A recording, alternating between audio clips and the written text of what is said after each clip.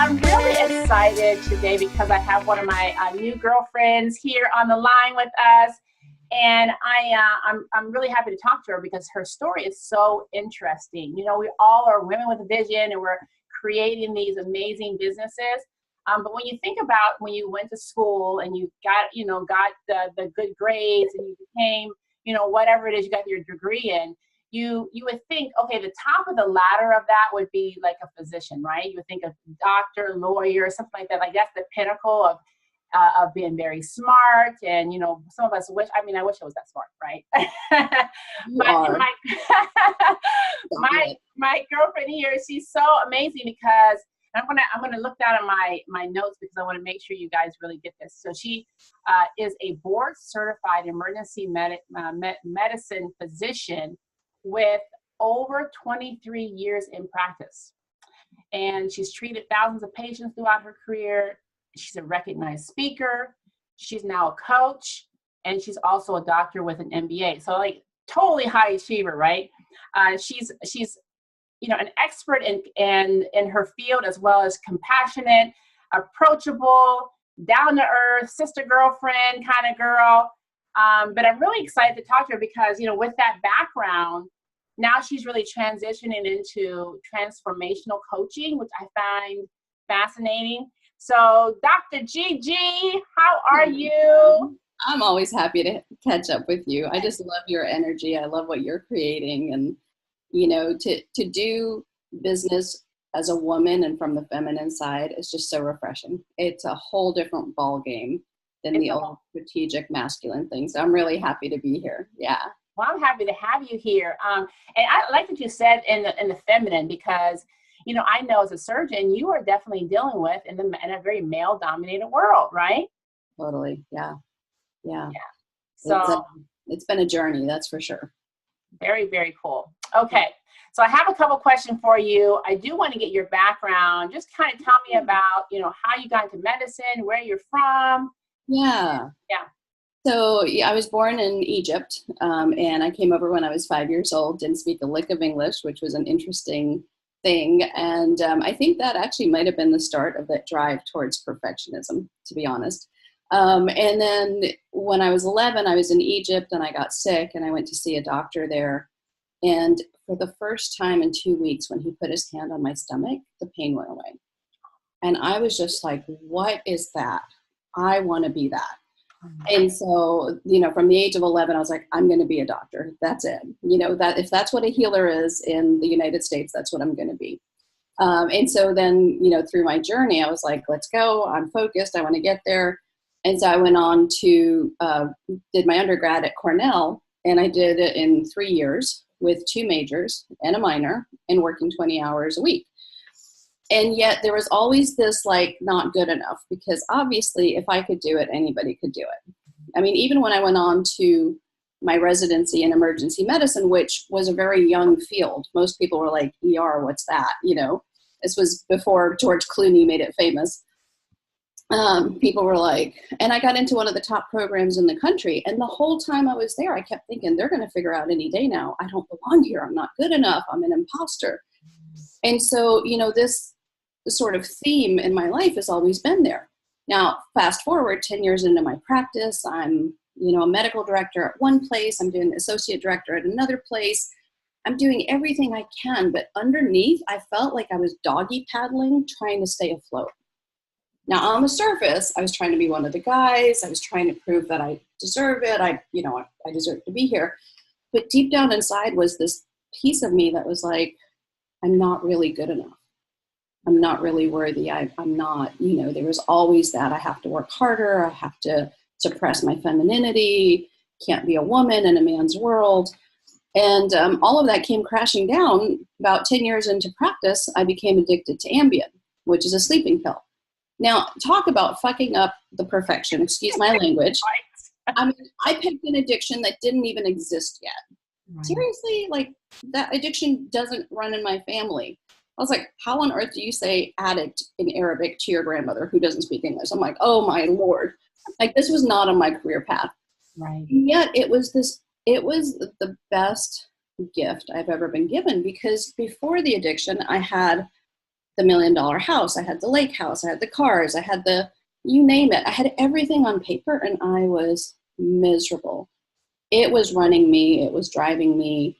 You know, if I had a great day in the ER with patients, I felt happy. If I had an awful day, if someone didn't like what I did, I was unhappy. I had no internal compass whatsoever. And so during the addiction, I actually surrendered my medical license, which people were like, what? Like, why? Why would you voluntarily do that? And I was just like, you know, I can't. I took an oath. For me, being a doctor wasn't about the money or the degree, or it's about serving people. So it was, what I didn't know was that during that time, I had to wait 2 years to get my license back. And I thought, wait, what? So there went the houses, there went the cars, you know, bankruptcy, foreclosure, like all the things that I put my self-esteem and worth and value on, poof. And I became a barista at Starbucks just to make sure I got out of the house every day. I went back and got my master's in business in case I wouldn't be allowed to be a doctor again. And the gift of that time really was I got to come face to face with, who am I? What's driving me? You know, all of these, the society, I had everything checked off on the list that society said should make me happy, and I wasn't. And it all went back to this unworthiness, this not good enoughness, this I'm a woman, I'm a mistake, I should have been born a man. You know, being a woman in a Middle Eastern culture where your opinion comes secondary, you know, literally remembering my dad saying at one point, well, you're a woman, your opinion doesn't matter. And 5 minutes later going, my elbow hurts, you're a doctor, what do you think? Which totally says that my value, my worth is in the white coat. And so, you know, being a barista at Starbucks, it was awesome. I realized that everything I really need is in my heart, my head, and my hands. I went from, you know, my own $1 million home to a rehab facility where I'm sharing a single bedroom with 4 other women and no computers, no cell phones. And it's like, okay, you are going to face yourself. And so, you know, that has 11 and a half years ago now, by the grace of God, went back, got my medical license. And if anything, it reaffirmed for me that I'm doing what I love. And, you know, granted it, you know, then I went through a 5-year probation and drug testing and monitoring and charts. And I'm like, and people are like, wait, isn't that like, don't you get frustrated? And I said, why? You know, if there's a doctor who had an addiction and they were going to treat my family, I want to make sure they go through all of that. Why would I have more pride than I expect from anyone else? And so, you know, this last 11 years has been this journey of transformation, doing my own deep work. And I'm just I realized that I want to be a healer. And what I've learned is when I show up in that place of presence and alignment and coaching, my words are just as healing as any prescription I can write. When I see a patient in their wholeness and their entirety, and I say to them, great, back pain, go see a chiropractor, go see an acupuncturist, here's some prescriptions, and here's a counselor I want you to talk to about the anger that's causing your back pain. And they just kind of look at me like, and so, yeah, I'm dedicated to making sure no other woman ever puts aside her femininity, because what I've realized after the addiction is being a woman is actually the biggest gift I give as a doctor. You know, the things I hid are actually my power. Yes. You know what? You are such a gift. I'm telling you. And I'm so grateful that you are, you know, just so transparent and so just because people really need to hear this. I mean, I think a lot of us go through these parts, these times in our life. I've gone through these parts in my life where it's just really low. It doesn't seem like anything is going well, and you can't figure out why you're going through this. But now on the other side, you know, it's just an incredible story. It really is an incredible story, and able to heal, because you are a healer. That's who you are. Because you were meant to heal in a very big way, you had to go through that. You literally had to, so that you can be relatable. Yeah. 3, it's all part of it. Oh man, girl, I have goosebumps right now. Okay. 3 things I wrote down really quickly. The first one is imposter syndrome. Big one. So isn't that interesting that we all go through that. Like, who am I? What is that? So when did you realize, or is that something you're still working on? When did you realize that is what it was? And, you know, how are you working on that now? How are you able to work on it? So, and I love that you asked that, because this is literally what I do in-person workshops on, is silencing that inner critic. It's like this price of perfectionism. When did I realize it? I think it was a gradual thing. You know, it started with the question of, how did I sabotage myself so spectacularly? Like, what is that part of me? And so, you know, it took years probably to figure out that it was I'm not good enough, or I'm unworthy, and then to unravel all of that. The biggest thing, I think the gift was in the addiction. I realized that perfectionism is a mask and it's an addiction. I was like, okay, what is this thing that if I can just answer one more email, if I can just stay up and do one more thing, if I can. So, and then before I became addicted to the Ambien, I was addicted to work. I was the best workaholic you would ever, and these are socially accepted. And so really with the addiction, it opened up my eyes, because it was like, okay, this is a behavior. And, you know, we're so much better about addiction now, which is like, you can be addicted to gambling. What? Like, that's an activity. How are you addicted to an activity? Well, perfectionism and being workaholic, it's an addiction to an activity. But when someone's addicted, it's because they're avoiding something. Yeah. There's a pain, there's a problem, there's something we're trying to stay busy or do, because the activity gives us a feeling. And I realized that for me, the perfectionism was, it gave me a relief. It gave me a few hours. Every time I would be validated, whether it was a patient or a degree or a meeting, that it was giving me, the validation would give me relief for a few hours or days from that pain of not enough. And so that, I think, was the turning point of like, okay, like what's underneath this behavior? Yeah. Yeah. What's underneath it? That's really good. And you said another thing just related to that is, you, at some point, you're going to have to face yourself. At some point. There I was. Yeah. Yeah. But then you had the courage to face yourself. That's the whole other thing. And stop, and because you could have continued with the masking, with the addiction. You could have continued to just not face it. Yeah. And I think that's a really good point, because there came a time, you know, the Ambien back then, they didn't know, but literally coming off of it, I went 3 days without sleep, hallucinating, paranoid. And on day 3, I had a seizure.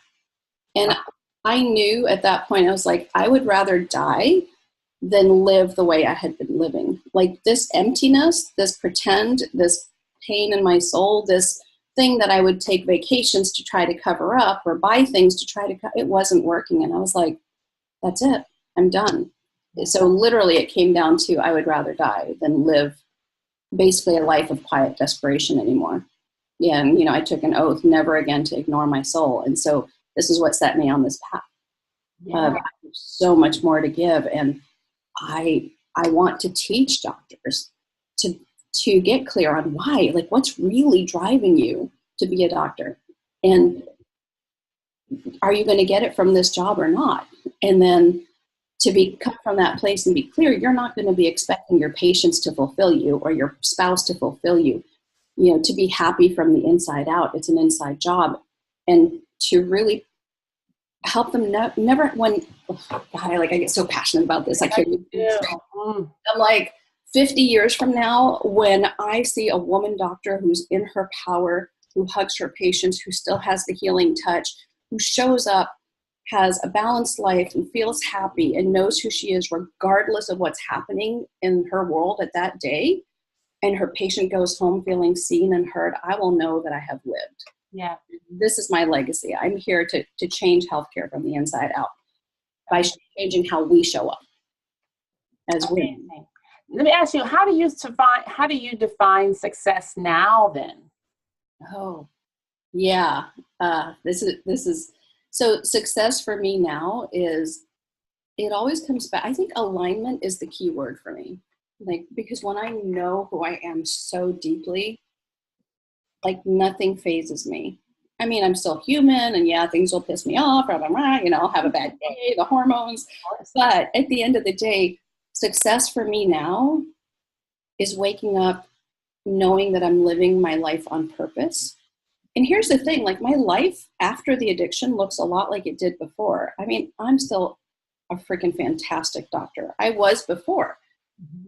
But the intention and what drives it is very different. Before the addiction, I was an amazing doctor from a place of need and please approve of me, and if I can just see more patients and all of that. And now I'm still an amazing doctor, but it comes from I'm here to help.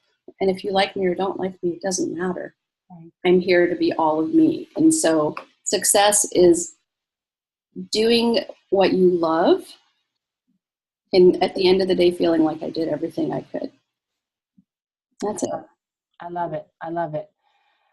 So now you're still working as a doctor, but you're also coaching on the side. Like that's your side hustle right now, right? Yeah, actually, it's become my primary hustle.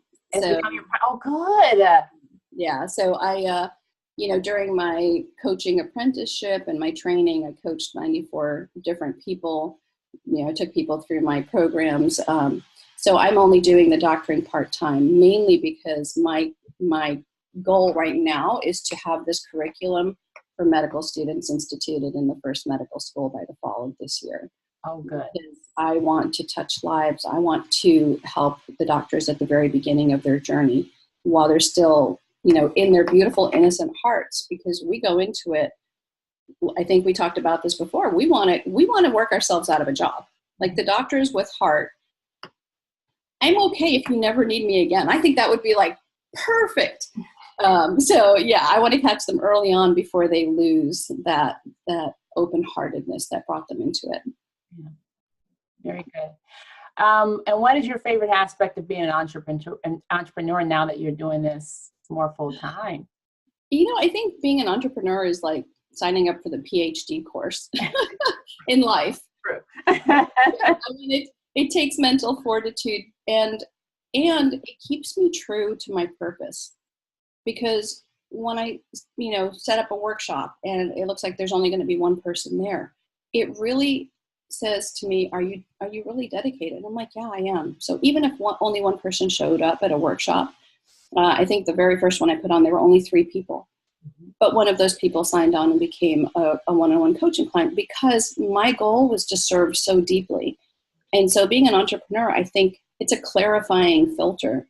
And it says, are you really doing what you're doing out of passion? Because if you're doing it for money, you're going to give up. If you're doing it for the ego, you're going to give up. If you're doing it, and maybe you don't give up and you make it successful, but 5-6 years down the road, you'll burn out because you're not doing it from the right place. And so for me, being an entrepreneur, I think my favorite part of it is growing. Every time I go through something, I'm growing. And once again, it's like, okay, doctor, heal thyself, and as a coach, it's like, are you living your walk? And I get to walk my talk every day. Am I going to be centered? Am I going to know who I am? Am I going to show up in my full power? Yeah, all of me. Very, yeah. Now what key activities do you do to grow? Now you're talking about getting people to come to your events. Mm-hmm. Do you have some key activities that you do to market your business? Most of it's been word of mouth. I feel really blessed to do what I do. And, I coached one young man who was in his 20s with anxiety, and just from one session, I don't do one-off sessions anymore, but, he went on with such a different person that from that 4 more people were like, I have anxiety. Whatever you did for him, I want that. So, I basically, other than networking, and I think this is the key to what I do as a coach. It's like when you clarify who you really are, mm-hmm. when you're living in alignment with who you are, who you be speaks so loudly in the world that people see you. And I think that's also the key for us as women to stay in our feminine, because we think it's all about doing.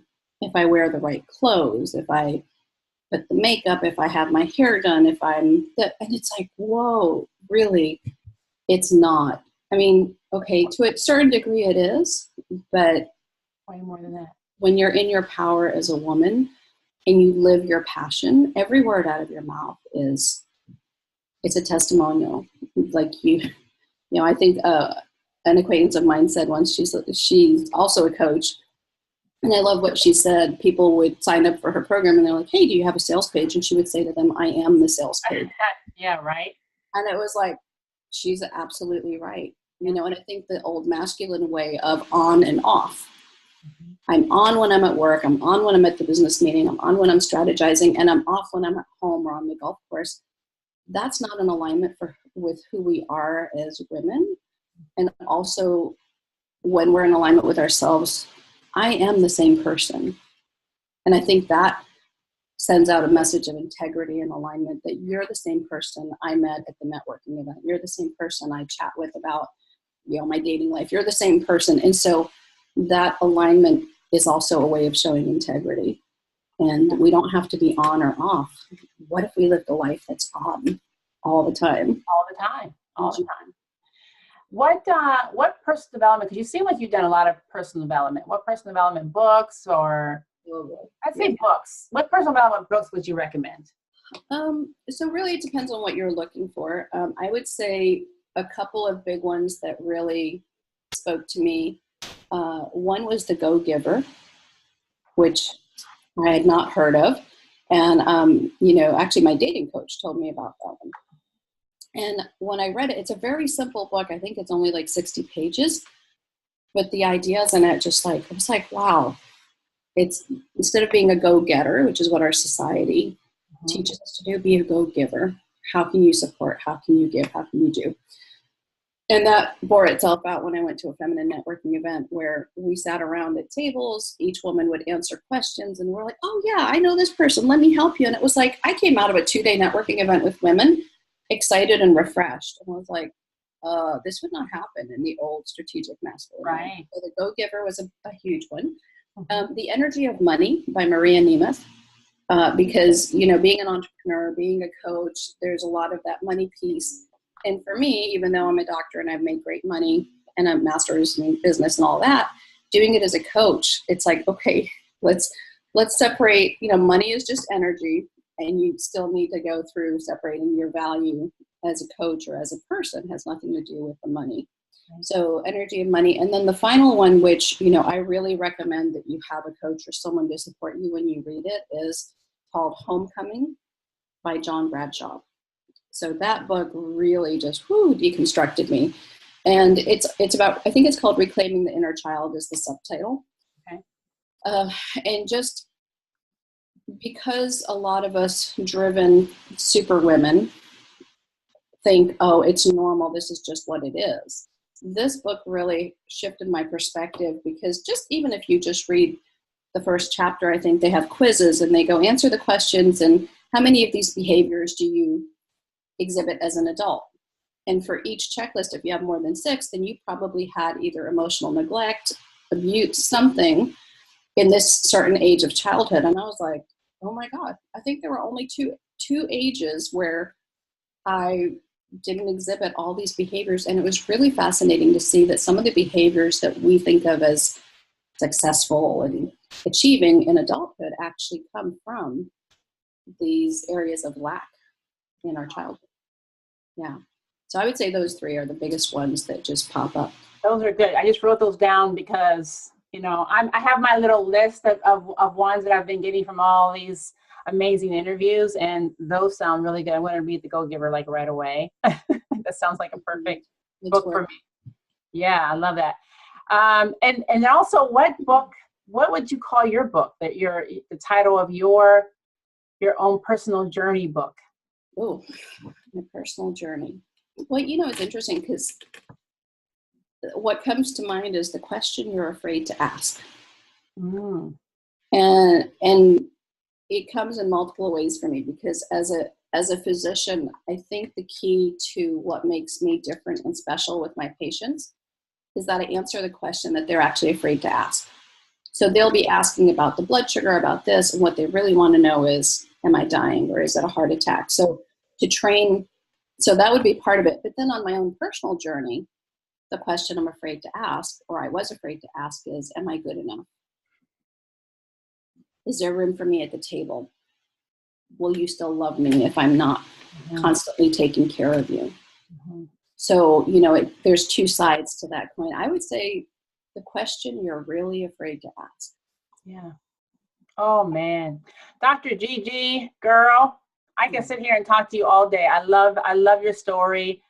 I can relate to your story. I am your story. I mean, We're definitely sisters, Tam. We are definitely sisters. Oh my God, I'm so grateful to have you here.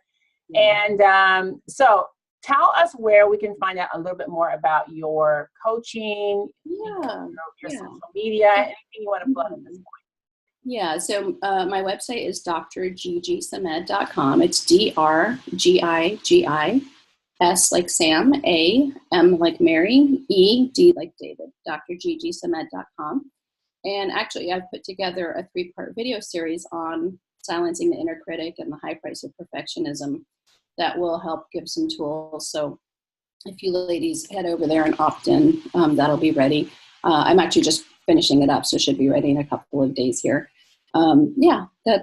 And really my passion is high-powered women. Like we are here to play such a big game, and we dim our light and we hide, and it's because we're so afraid already that we're not good enough or we don't belong, or to be criticized at the level we're playing. And I'm just like, take the roof off. Right. Let's take the roof off. So yeah, I'm really excited to do what I do. I'm really blessed to.